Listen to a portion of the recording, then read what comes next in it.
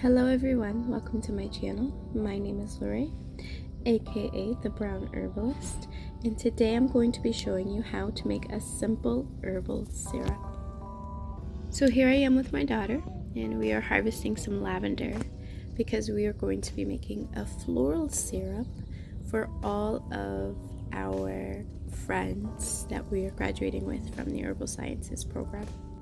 So here we are, and in my pot we have rosemary and lavender in double the amount of water. And you want to make sure that you keep your temperatures low because we want to preserve all of the nutrients that lies within here. And we have volatile oils, we have vitamins, we have minerals. We want to keep it all in the syrup.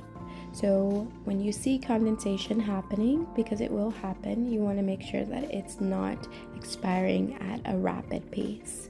And so here you just see me adding new material because I want it as concentrated as possible. So now we're going to strain all of the live matter out of our concentrate, and as you can see, the color transfer was just a success.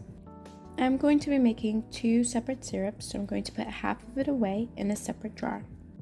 So now we're going to add the remainder of our ingredients, our brown sugar, and everything's better for lime. So we're going to add just a couple drops of lime, and there we go.